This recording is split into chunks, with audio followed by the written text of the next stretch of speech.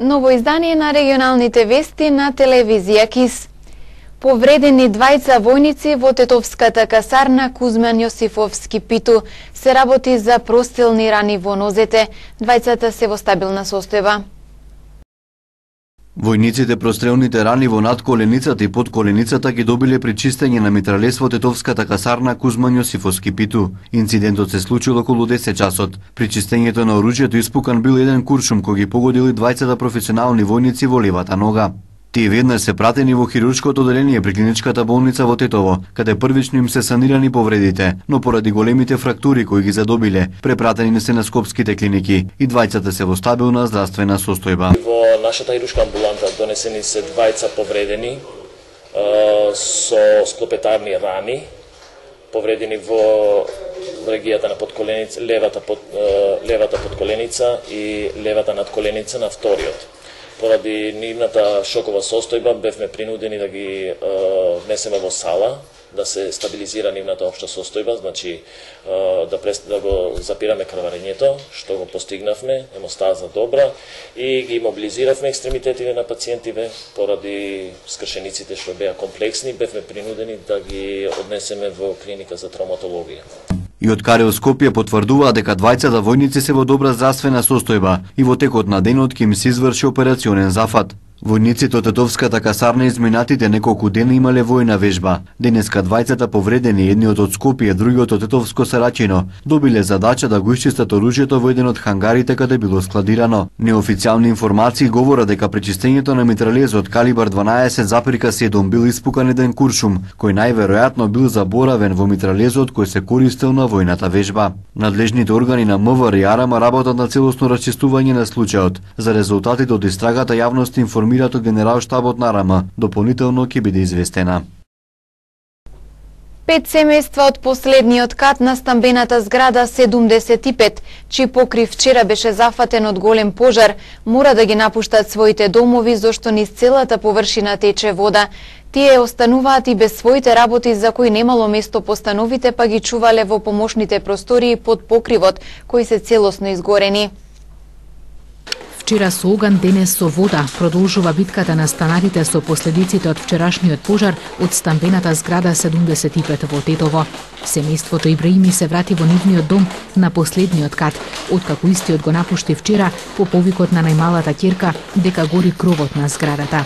А внатре течеше вода од сите страни. Мебелот е покриен за да не се оштети, а сопственикот Авни Ибраими стравува од безбедноста на покривот, зашто низ целата негова површина има пукнатини.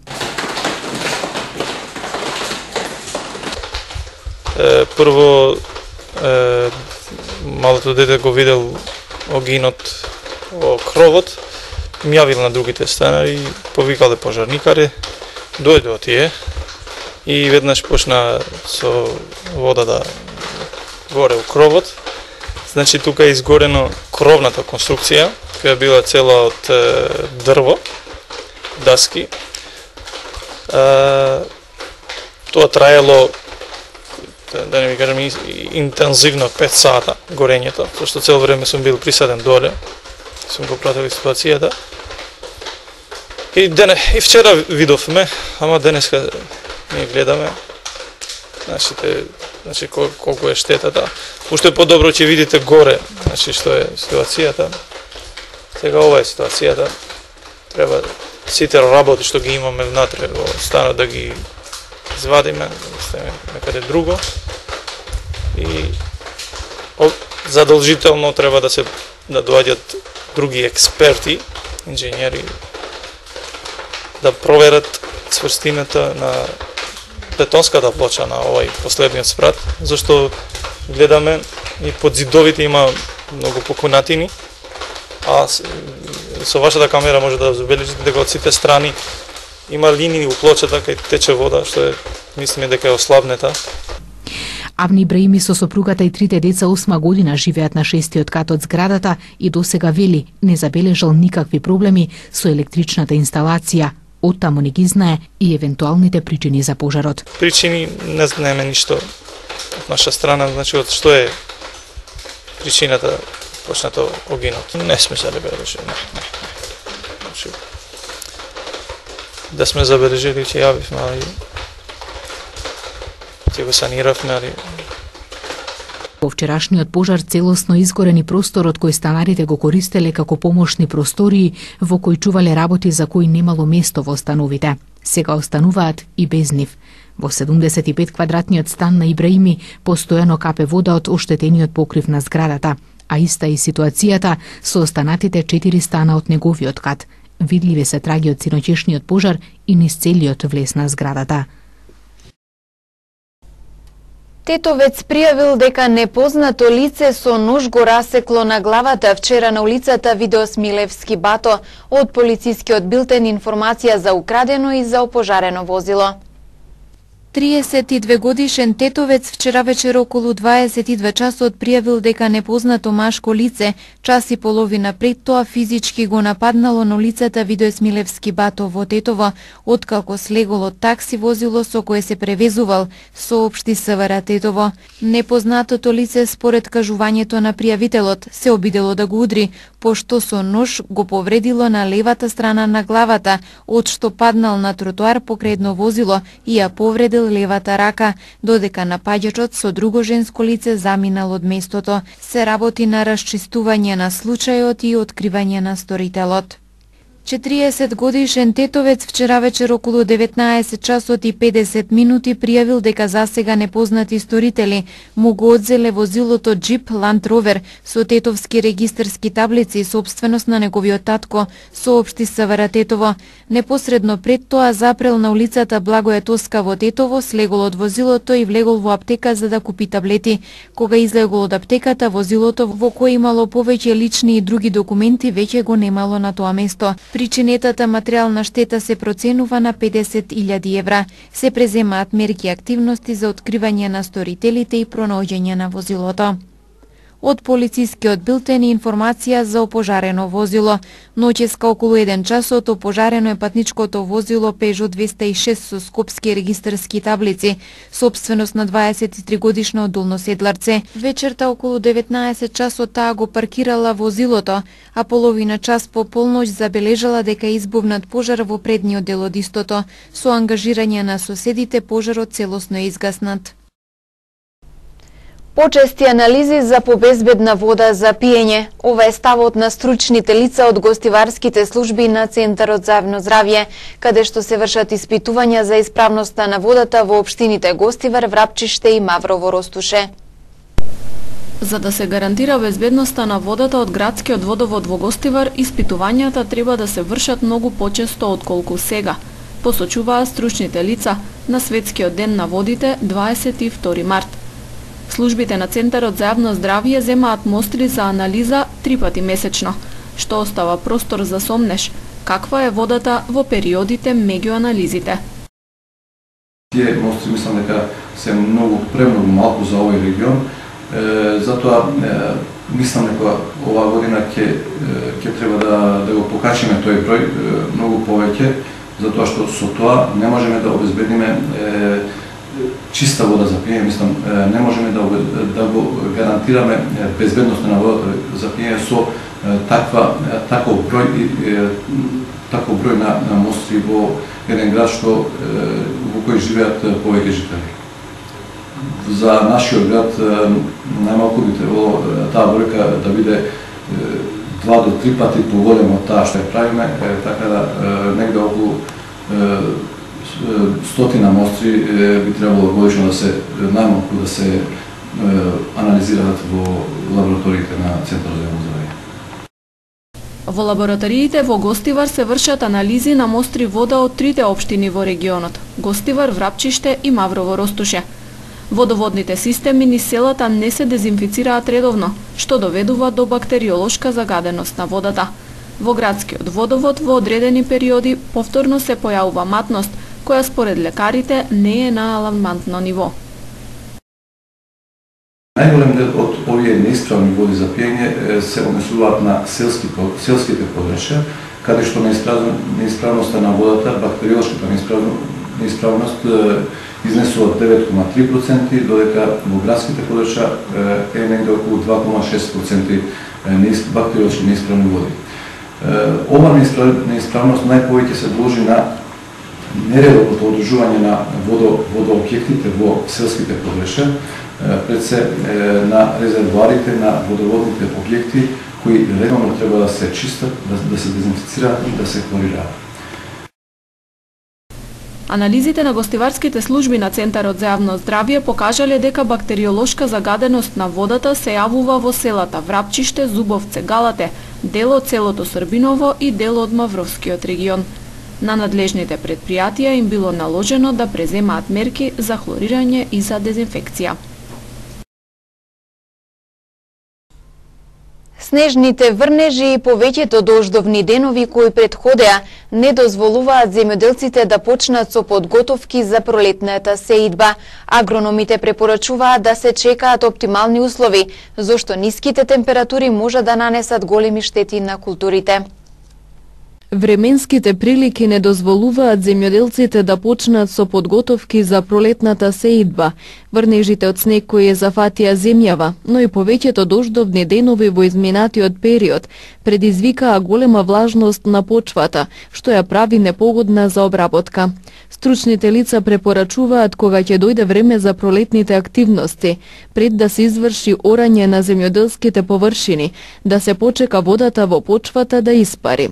За да се почне со сеидба, најважно е и да се чекаат оптимални услови. Кога почвениот слој ќе е затопен 8 до 10 степени, може веќе да се изврши сетва на луцерката и на раниот компир.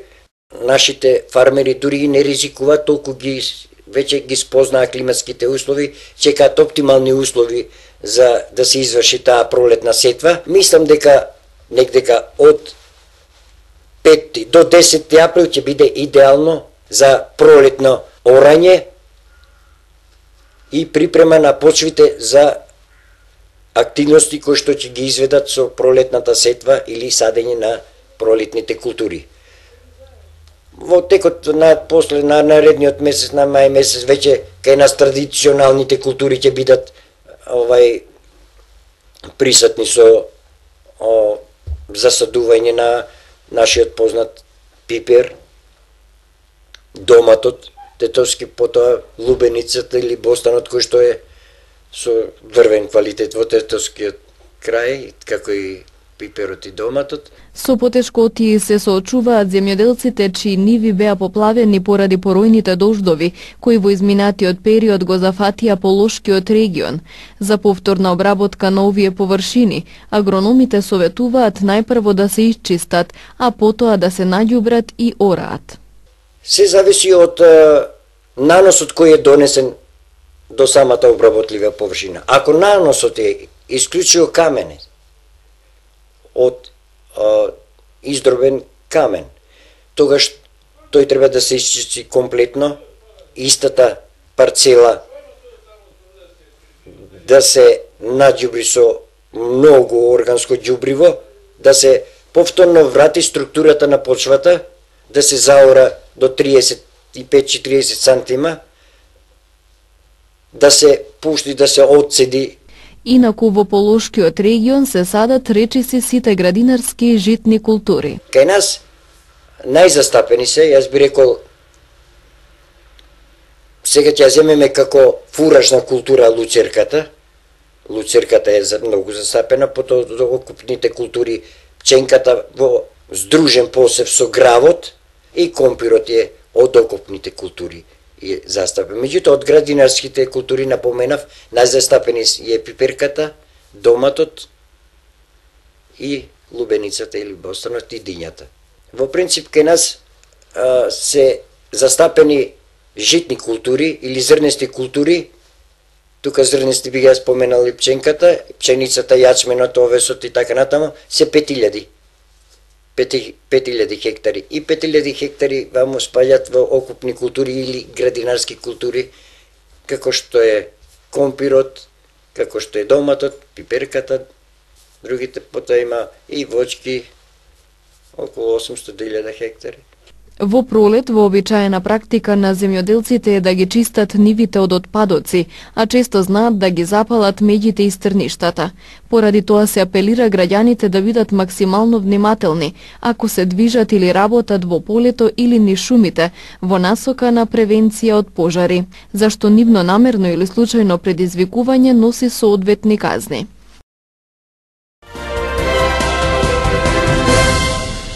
Министерството за труд и социјална политика и Управата за матична евиденција упатија повик од 1 април во наредните 6 месеци за сите нерегистрирани лица да се пријават во матичните служби во подрачните единици. На овој начин надлежните очекуваат да се реши статусот на оние лица кои воопшто не се евидентирани во системот. Прво е дека во петок Управата за водење на матична евиденција, денеска со нас е и директорот, ќе отвори оглас за пријавување на лица кои досега не се евидентирани во матичната книга на родени, кој што ќе се однесува на сите лица кои што живеат на територија на Македонија и пријавувањето ќе трае 6 месеци. Во текот на овој период паралелно ќе се направат и измени во Законот за вонпарнична постапка, Законот за матична евиденција, Законот за лични карти, живеалишта и престојувалишта. Со ова ќе се олесни постапката за утврдување на овие лица кои што досега не се евидентирани во матичната книга, да може да се вклучат во матичните книги во понатамошниот период. Целта на овој повик е да се пријават сите лица родени на територијата на Република Македонија, а кои не се регистрирани во матичната книга на родените, и да добијат можност да извадат прв извод од матична книга на родените. Овој повик ќе трае 6 месеци, почнувајќи од 1 април заклучно со 30 септември 2018 година. Во овој период ќе добијат можност сите лица кои што не се регистрирани или пак ги немат регистрирано нивните деца во матичните книги на родените да појдат до подрачните единици на Управата за водење на матични книги и да поднесат барање за дополнително запишување. Поранешниот директор на Управата за заштита на културното наследство Паско Кузман доби кривична пријава од Управата за финансиска полиција заедно со уште едно лице од Хрватска. Тие се осомничени за злоупотреба на службената положба и овластување при постапката за возобновување на Свети Клементовиот универзитет. Затоа финансиската полиција до основното јавно обвинителство поднесе кривична пријава. Според информациите од Управата, Кузман во текот на 2010 година по претходно спроведена постапка за јавна набавка склучил договор за изведба на градежни и градежни занечески работи за возобновување на Свети Клементовиот универзитет на Плаошник во Охрид со изведувачот Конструктор инженеринг АД Сплит со подружница во Македонија, за што била обезбедена гаранција за понудата, но не и банкарска гаранција за квалитетно извршување на работите. На 60-тата седница на владата на Република Македонија одржана на 20 март, владата ја донесе одлуката за денот и моментот на воведување и денот на моментот на завршување на летното сметање на времето за 2008 година. Според одлуката, летното сметање на времето во 2018 година започнува на 25 март во 2 часот, така што со поместување за 1 час нанапред, времето во 2 часот ќе се смета како 3 часот. Летното сметање на времето во 2018 година завршува на 28 октомври во 3 часот, така што со поместување за 1 час наназад времето во 3 часот ќе се смета како 2 часот.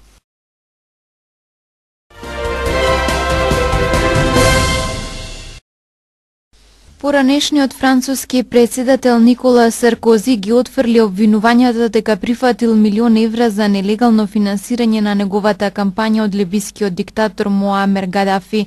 По распитот кој траеше 2 дена, 63-годишниот Саркози е обвинет за нелегално финансирање, пасивна корупција и примање на проневерени либиски средства. Истражителите ги проверуваат наводите дали владата на Гадафи тајно му дала €50 милиони на Саркози за председателските избори во 2007 година. Извршниот директор на Facebook Марк Цукерберг изјавил дека е сигурен оти некој се обидува да ги попречи изборите за представничкиот дом на Конгресот на САД и Сенатот, закажани за ноември годинава, пренесува CNN. Сигурен сум дека ова е друга верзија на она што русите го правеа за изборите во 2016-та, што и да било тоа. Сигурен сум дека работат на тоа. рекол Цукенберг во интервју за CNN. Собственикот на Facebook рекол оти годинава компанијата ќе го зголеми бројот на 20.000 луѓе задолжена за безбедноста на податоците. Тој нагласил дека е спремен да сведочи во врска со нелегалното собирање на податоци од Facebook и аферата со Cambridge Analytica пред Американскиот конгрес, доколку тоа е исправна работа. Полицијата на Темпи, Аризона ја објави снимката од моментот кога била прегазена и убиена жената во несреќата со експерименталното возило на Убер. Камера поставена на инструмент таблата на автомобилот, кој возел во главниот град во сојузната држава Феникс, го снимила фаталниот момент од неделата вечер. Пред објективот се појавува жена која турка велосипед, но не успева да сопре и удира во неа. Видеото е исечено непосредно пред ударот за да не се види вознемирувачкиот момент. Жртвата, 49-годишната Ейлен Херцберг, почина од добиените повреди. Во вториот дел од видеото се гледа како помошниот возач на автомобилот не внимава на тоа што се случува на патот. Таа предот с неја забележува жената што го преминува патот и реагира. Убер ја прекинува програмата за беспилотни такси возила по фаталната сообраќајка, а Американскиот национален комитет за безбедност во сообраќајот отвори истрага.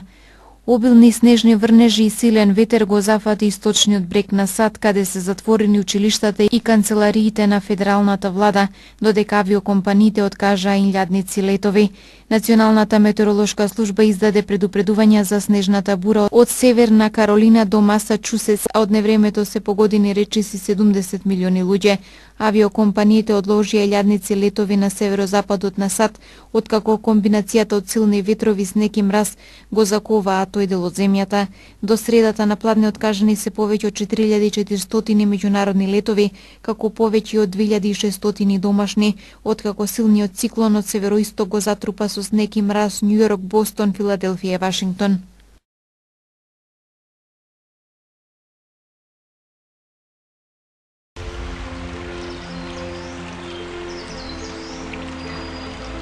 Времето денес беше облачно и студено со повремени врнежи од снег.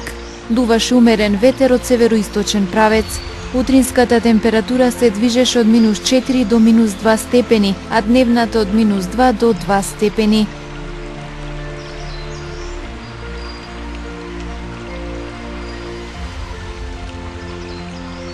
Според прогнозата на Управата за хидрометеоролошки работи, времето утре ќе биде променливо облачно со повремени врнежи од снег.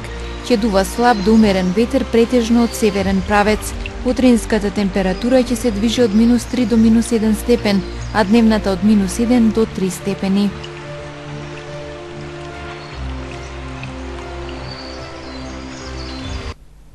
Тука е крајот на денешните регионални вести. Ви благодарам за вниманието и пријатно.